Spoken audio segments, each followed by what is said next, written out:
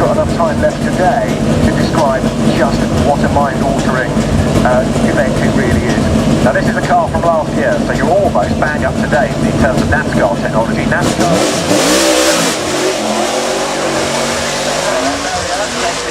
Step into the unknown then. He's got lots of power, limited amount of grip, and certainly he's got limited width, but this gives you an idea of just the sheer size of a modern day NASCAR heading up the hill now. And the great thing, of course, is that he can now get it on the loud pedal, and so it makes the noise, and that's half of what this is all about.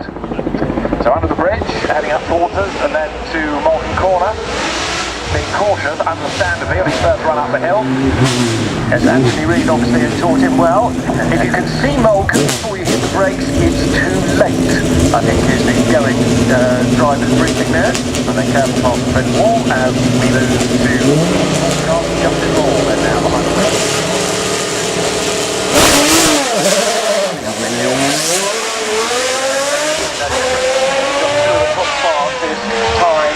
On the hill, and this XJR12D, this is the Bud Light IMSA Spec Jag. Yeah, it's a 1993 car, this, isn't it, from the very late part of IMSA. Last year's shootout winner, of course, Justin Law. The family specialising in quick Jaguars, and he's gone up towards Moulcombe in double quick time. This is his first practice run. It's going to be very, very rapid. As Group C has in Europe and the new regulations came in for the Sports Car World Championship, so IMSA was where Jaguar concentrated, and this is on the edge, isn't it? Justin Law, who knows his way up the hill very well, but again, look, there's no margin left nor right, is there? Well, he sliced the bail, that rear wing up plate, certainly trimmed the bails a bit, and across the line, 56.17. That was a little bit squirrely. He had a couple of little drifty moments, and then we go from very modern, or relatively modern, to relatively not quite so much. We're back in the Edwardian era. We're back 115 years to 1903, 60 horsepower Merc. Then Collins usually drives this car, raced it at the Edwardian race at the Revival, and the 1903 fantasy race. Graham Strutt. This great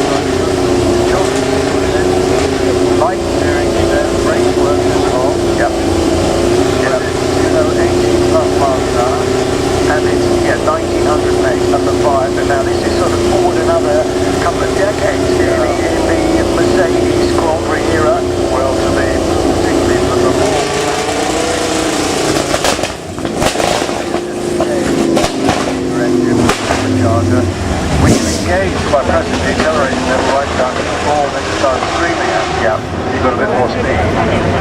So like kick down in a modern Mercedes. But at Le Mans they had ferocious battles, and one Bentley was sent out to break up the Mercedes. And you forget, you know, when you see them in an environment like this, that in the 1930s Le Mans was not a surfaced road. No. It was all loose. Grand Prix were held on the loose. There were no hard metal roads like this. Now, wearing the helmet in delivery of the London Rowing Club is David Hill. His father's embassy racing Lola, again, one of the big Lola celebration cars. In fact, Jamie Constable driving the car in the Graham Hill replica helmet. Fresh from a podium at the Grand Prix last week, because Jamie was part of the historic Formula 1 doubleheader there. Not in this car, because he's also got a Michele Alboreto Tyrrell 011 that he was driving. So Jamie Constable has that, and this car well. So this car heading up towards the end of the run. Jamie Constable does a gentle first run. Quicker, of course, as the weekend goes on. And of course, you know, he'll be used to pointing the front wheels at something and remembering that the rear is a foot wider. Going back into our NASCAR class. And this will be a Chevy Monte Carlo again. 150. This is from the Wheeler Euro NASCAR series, as David mentioned.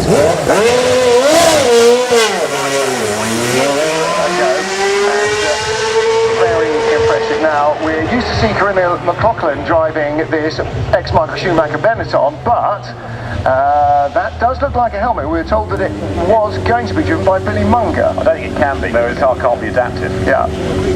So Corinna McLaughlin owns this car and was part of the Heritage Parade at Silverstone a week ago. So it's her crash helmet, it's her car.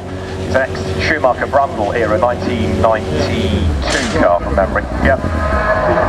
I think I saw Billy Munger going down in his F3 car. Yeah, that would make sense. That would make more sense in that badge. I mean, that is a specially adapted car for Billy Munger. So we were... There we go. This is the current breed of British Formula 3 car. It attaches chassis these days, not an FIA spec car. It's a one-make category, and Billy Munger's story I'm sure you know, but if you don't, he was very, very badly injured last year in a Formula 4 accident stopping his car.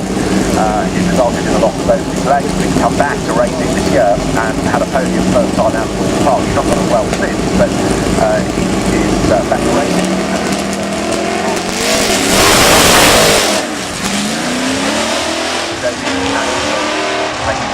Formula 1 debut 10 days or so ago because Sauber provided a specially adapted Formula 1 car for him to drive at Rockingham. Just absolutely astonishing, the sport behind the return to racing. An astonishing story. Able to push the brake with his right leg, right artificial leg, hand clutch to the right of the cockpit, paddle gear change, and hand throttle of course. Yeah. And giving it lots of... Just coming thundering past us as well was a McLaren, which I think was the old Peter Geffen, the M10B, but Matthew Were wheel drive. There it is. Oh yeah, ex-Sydney Taylor racing machine. Which won at Monza in 1970 with Derek Bell behind the wheel, and Derek will do a demonstration run, not a timed run, and he will do a demo run if his schedule permits over the weekend. Matthew Were, who goes back a long, long way to racing Morgan very successfully. And this is Matty George out of the British GT Championship, Martin. Yes.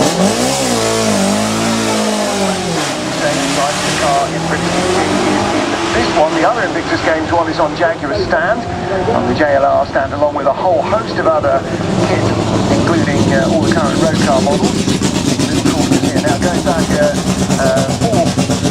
I guess maybe even 5 decades now in British saloon car racing, the car with which Andy Rouse really first came to prominence. He made Tony Braun racing in their Triumph Dolomite Sprint, and proved again that a fairly humble Triumph four-door family saloon could actually turn into quite the competition car, because they raced and rallied dollies. That's right, this car with slight more modifications than the Group 1 regulations of 1975 allowed. This car...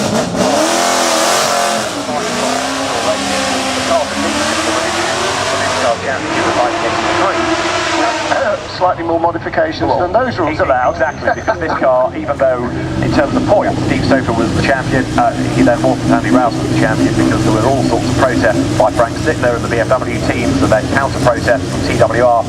And the main bête noire for Frank Sittler and BMW was that the car was too wide. It had wheel arches that were far too wide.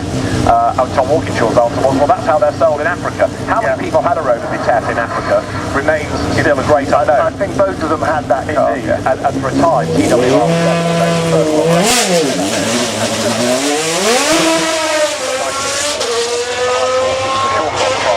and Oscar stepped away from it. Andy Rouse inherited the title in 1983, midway through 84, and won in 84 as well with his own Rover. The Maserati MC12, a car that came into GT racing in 2004 as a works concern. Nick Homerson is the man behind the wheel of this car, the 7100, which was a special one-off for Goodwood. But the MC12 is going very, very close to disaster at Volcom. He just about survived that, but only just. He was on the grass on the right, past our commentary position. I thought, oh, he's going to be in trouble, and he was. He was, yes. He wasn't in the straw, but he was in trouble.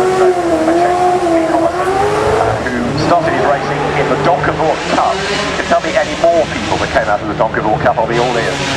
But Nick Homerson has been pretty successful as a Ferrari racer in Blancpain, double Pro-Am champion. champion, and he will get to the end of the run relieved, but with a big laundry bill after that. That was a Code Brown moment, wasn't it? Properly. And those of you down behind the hay bales, yeah, you saw all of that. Now, also coming up the hill just past our competition now is Mega.